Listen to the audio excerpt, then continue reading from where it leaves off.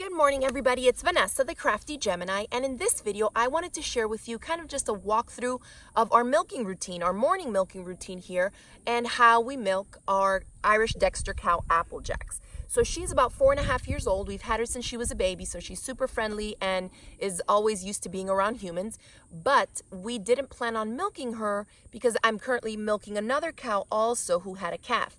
Now, Apple Jax delivered her first baby last month, and unfortunately, it was a stillborn calf. And because we have no live baby to nurse from her, we had to jump right into it and start milking her to help release the pressure, the edema, and all the swelling and stuff that she had in her udder. So we've just picked up on milking her. We started milking her twice a day. Now we're down to once a day because she's a smaller cow and she doesn't produce a huge amount of milk. She still produces a lot for just a family of 4, in my opinion. And we're getting about 1.5 to 2 gallons a day of milk from her. So I wanted to walk you through and show you how we do it. I've recently been posting, well, not recently, but I think maybe for the past year or two, I've been posting video clips and things on my Instagram account of us milking the cows in the morning, playing with the little baby calves and things like that. And so a lot of you have asked me to do a video that was on YouTube and was more in depth. So this is what I'm making. And I actually learned how to milk a cow by doing it, by buying my first milk cow, and then also by watching every single video tutorial on YouTube that I could find on how to milk a cow. So a lot of it comes with trial and error, is specific to your preference, your needs, your style of hand milking. We'll be talking about hand milking in this video, and your cow. How her teats are, how long they are, how big your hands are. There's a lot of different factors involved that will determine exactly your routine. So I'm just going to share with you what I do. A lot of you out there may have your own cows and do it totally different. That's totally fine too. It all comes down to personal preference on a lot of the specifics, but I did want to share with you our morning milking routine. Hopefully it will help some of you who are thinking of venturing into the world of getting your own family cow. So first, the kids are going to help me fill our buckets with some feed. We need one for Apple Jax. Jonathan, I want the big one for Apple Jax, and Allie the little bucket for the rest of the cows. And so we're going to fill these buckets. One is for the other cows so we can get them to go away while we go and fetch Apple Jax for milking.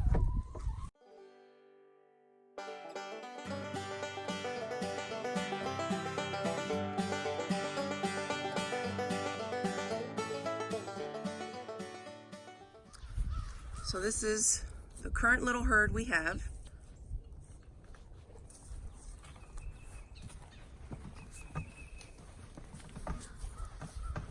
And this is Apple Jax that we're going to milk right now.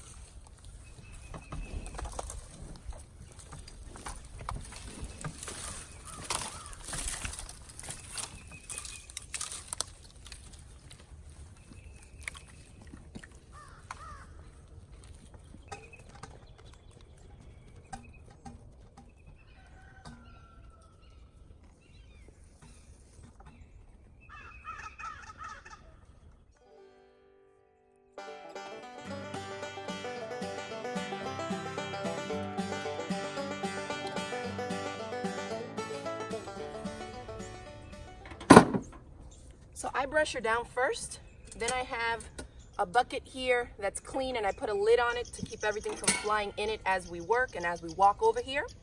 I have 5 clean rags here that I use, a milk tote. This is stainless steel milk tote that I'm going to be pouring the milk into. So this stays clean and I'm actually milking into this one. All right, so another clean stainless steel bucket. I start off with some warm soapy water. On a chilly morning like this, you definitely don't want to be putting cold water on the cow's udder. Just gonna wash off her teats. Had a baby this year, but it was a stillborn calf, so she'd never been milked before, and we weren't really planning on milking her because I have 2 other cows I can milk.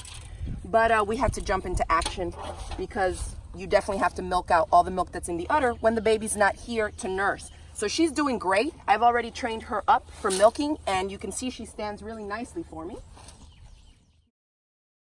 Make sure it's nice and clean. Now I just put a little bit of this natural salve to help moisturize my hands and her teats as I'm milking. And I'll squirt a couple squirts onto the ground in case anything is stuck at the bottom of that teat. All right. Now I take my bucket and I start milking. So on a cow like this, if you're gonna get into milking cows, you have to like inspect their udder. Every cow I milk is different, and a lot of times people think, oh, you can just go like this and squeeze out.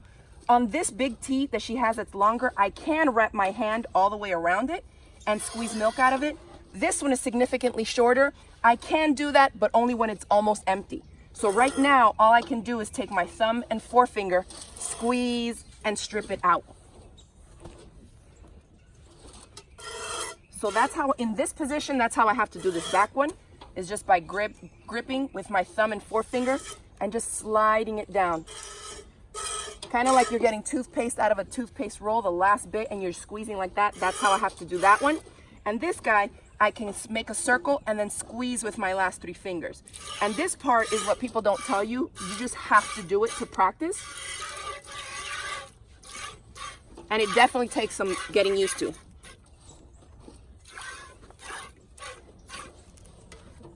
Give her more, please. Pull the bucket forward. And I just have her tied up here. There's a lot of different setups that you can use. Some people will sit down. I have long legs, and this is too low to the ground. She's only 30-some inches tall. So for me, it's easier to shift my weight. So again, this is all the stuff that you learn as you go, and it's not just black and white when you buy your first milk cow.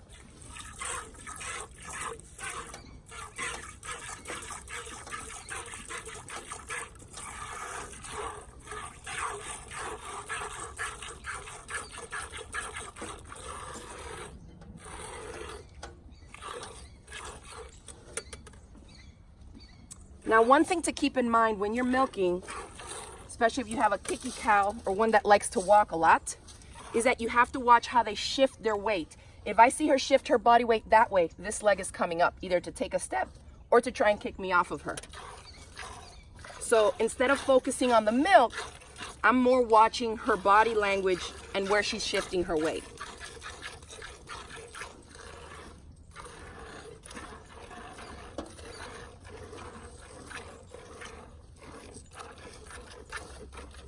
Now on her, these 2 teats that I'm milking out now have the most milk.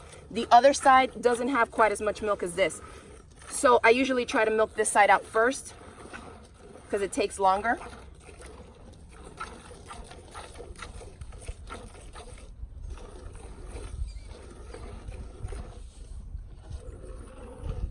So I'm grabbing at the top of the teat and squeezing the milk that I trap at the top of it all the way out.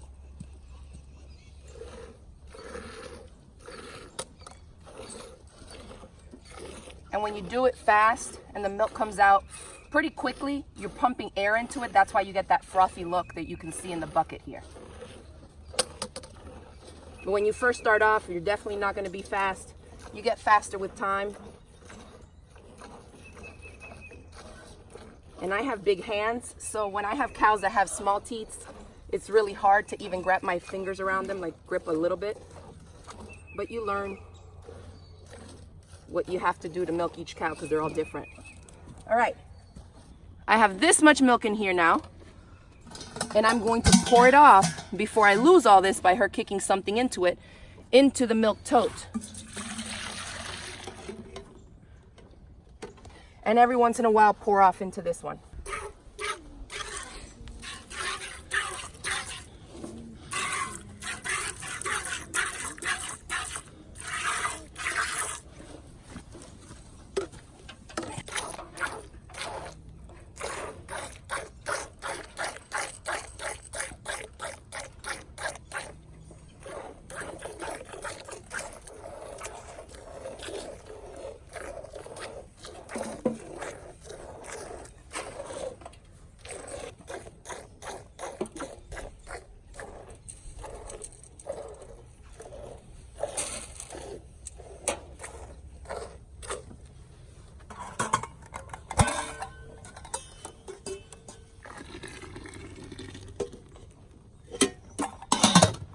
And that's about a gallon already. We get about 1.5 gallons from her, but yesterday she gave me almost 2 gallons. So for a little cow, these Irish Dexters are great. They're easy keepers, meaning You don't have to be pumping a ton of feed into them for them to keep their body conditioning. She stays chunky literally off of air and grass. So we're just giving her that kind of as a milking treat.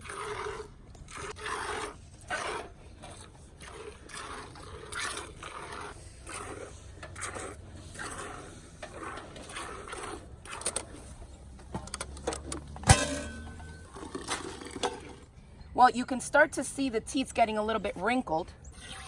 And if I can go up here into her actual udder in the bag and pull as much as I can, I start to see that less and less will come out. So when it's completely flat and the streams don't come out nearly as full of milk as these are, then I know these two teats will be empty.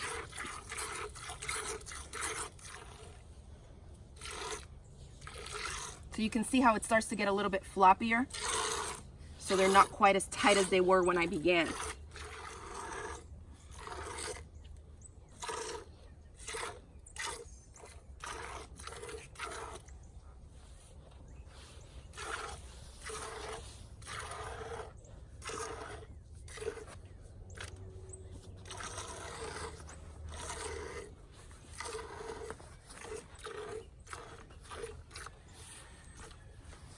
So you see how floppy this is? It's no longer filled up with milk. That's how I know there's nothing left in there. And I always like to strip it out really, really good. If you want your cow to produce a lot of milk, you don't want to leave any milk in there. You want to get it all out at every milking. And I only milk her once a day. She's a smaller cow. So on this side, it's the same thing. The front teat is longer so I can get my hand all around it. The back one is not as long, so I have to strip it with these two. This one I can do like this. So if they have short teats, a lot of them are better suited for milking machines, which I don't have, I don't use. I prefer to hand milk. So the longer the teats, the better in this instance, especially if you have large hands.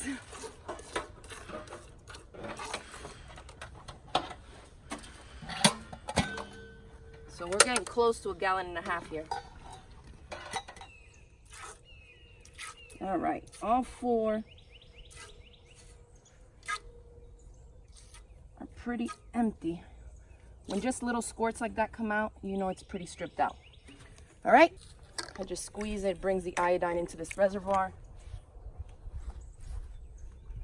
And I just dip each teat in it to keep any bacteria from getting in there. All right, girl. Give her an apple treat, Allie.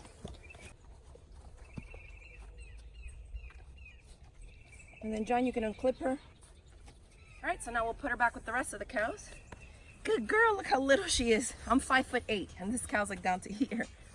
So they're great for little homesteads, small acreage, and like I said, she's a super easy keeper. She's super chunky, and you hardly, just grass and hay, and then a little treat at milking time. All right, big girl, come on, come on. So we have almost 2 gallons of milk in here. Now we'll head inside so I can filter it, pour it into some glass jars, and I like to pop it into the freezer for 1.5 hours to 2 hours to bring the temperature down really quickly and fast. And then we like to drink the milk here raw on our farm. And we also use it to make things like butter, cheese, and ice cream. Now to quickly filter the milk, I like to use the 1/2 gallon jars, glass ball jars. I have my funnel and a little coffee filter here that has a really, really fine mesh area on the sides here for filtering the milk. So any little pieces of hay or grass or hair or anything that might have gotten caught in there will get stopped by the filter. And then I'll grab my milk.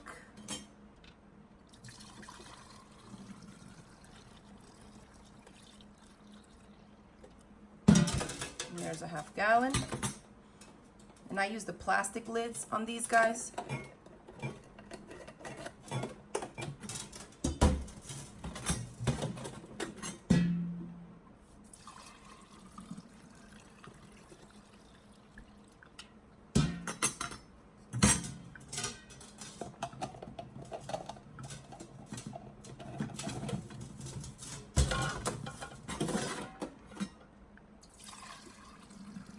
And if you ever go to filter the milk and it filters super slow and it looks gunky, then you definitely want to get a milk culture sent in to your vet and check your cow for mastitis, but we don't have that here, so that's good. I have a little bit more left.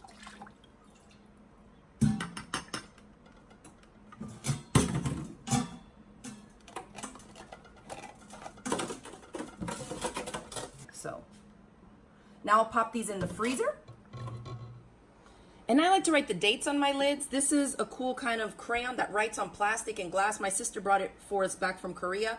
I'm not sure what it's called, but you can also just put a piece of tape and then write the date on your lids. Now we'll pop these guys into our milk fridge here. We have a secondary refrigerator just for milk. And I'll put the jars in here for an hour and a half to 2 hours before I take them out and put them in the fridge. And once it comes out of the freezer, we pop it into the fridge like this. All right, so I hope you enjoyed that video walking you through our morning routine on how we milk Apple Jax. And some of you out there might be thinking, why doesn't she sit on a stool, or why doesn't she build a stanchion for that cow? We did build a stanchion for her mom, for Apple Jax's mom, when we first got her, and that didn't work out that well. It's just too much of a mission to get them to go in, to get them to stay steady on the stanchion. The Irish Dexters, at least the ones that we have had, I find that they're super excitable. They don't like to be constricted, and everybody's stress level rises just to get them milked. So what I did with Apple Jax and what I do with the jerseys that I have is I just tie them up by their halter really loosely so they can still move around left to right, and they just stay put while they're having their snack. So that just happens to be what works for us. You may have a totally different setup, and that's okay too. I just wanted to share with you all the way that we do it to give you some other options, because I know when you are doing research, you can read all the books and get on all the Facebook groups and all the forums, and everybody, I promise you, once you start doing your research, everybody does it a different way. So you have to figure out what works best for you, what's more comfortable for you, the space you have, the resources you have available, and it'll all work out. Everybody has different types of setup, and we're still all able to hand milk our cows just fine. For me, I really like being able to have a cow be nice and loose. There's no stress. She just goes right to her snack. I milk her, and we keep on going about our business. The jerseys I have, you can just, I can walk up to them in the middle of the field and just check them and go down and milk them right there. So they won't take off running on me or anything crazy, which I know some people have to tie up one of the cow's legs or use a belly rope and do all this stuff. And it's too much. For me, it's just too extra. I don't have that much time at the beginning of the day to get started, and I really just want it to be a really calm and chill experience. So just tying them up to a fence post, free and open like that, works for us. Again, so experiment, see what you have available to you, and try a few different things before you really settle into your routine. If you enjoyed the video tutorial, go ahead and give it a thumbs up. You can feel free to share it with any of your friends on the different social media sites, maybe some other people you know that are getting ready to get a family cow for their own homestead. That would be great. And remember to click the subscribe button if you want to make sure not to miss any of my future videos. Thanks again for watching, and I will see you in the next video. Bye.